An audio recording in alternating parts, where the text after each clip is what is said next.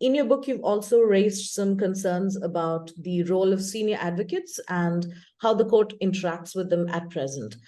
Could you give us some examples of situations that usually arise at the Supreme Court that can highlight the issue a little bit more?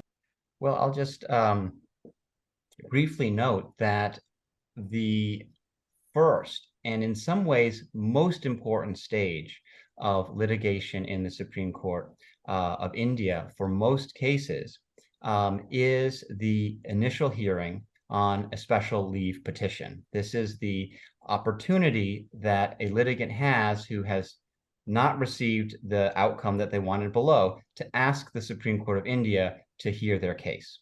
And in a special leave petition, the court will hear the petition in a hearing and make a decision as to whether this petition will be admitted, which will allow further hearings to occur, or the petition will be dismissed. And the hearings, there are so many, it's tens of thousands. In the time period we were studying up to just a few years ago, it rose and it fell, but we're talking about 60, 70,000 special leave petitions per year. In order to give a hearing to every single one of these petitions, the court devotes 2 days a week, Right. every week, to these hearings. And but even then, to fit them all in, the average length of a hearing is going to be less than 2 minutes. How can you possibly provide a complete set of arguments to the judges of the Supreme Court in less than 2 minutes? Well, maybe you can't, but maybe what you can do is bring a prestigious, accomplished senior advocate before the judges and say, look, we're bringing the best and most prestigious legal minds to the court for this case. Admit this case because you're gonna have the opportunity to hear from the best, the brightest stars of the bar. Now, what's good about that is you have excellent advocates before the court.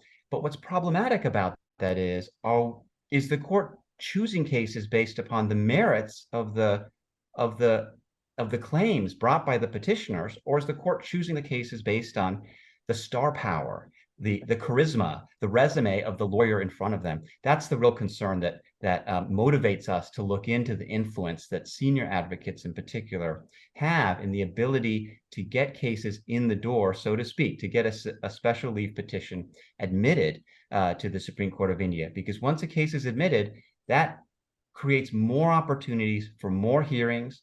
If you're a party that wants the case to drag on and on, you now have maybe on average 4 more years that you can drag out the case in the Supreme Court of India, and more opportunities to get what you're seeking in the case that you wouldn't have if your special leave petition wasn't admitted.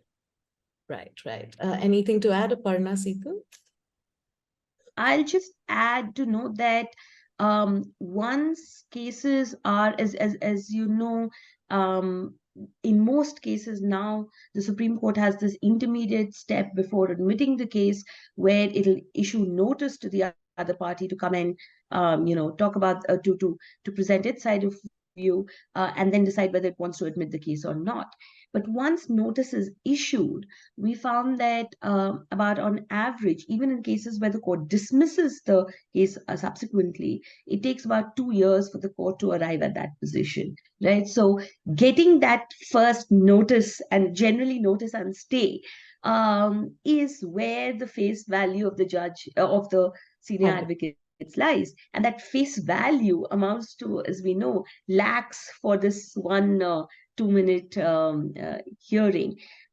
So that function, that gatekeeping function of senior advocates also obviously has an impact on the accessibility of the court. And for a court that wants to be accessible, like we discussed just a few minutes ago, it wants to be an access to justice court. To have highly priced senior advocates as gatekeepers to that system is obviously working at cross purposes with its larger aim for itself.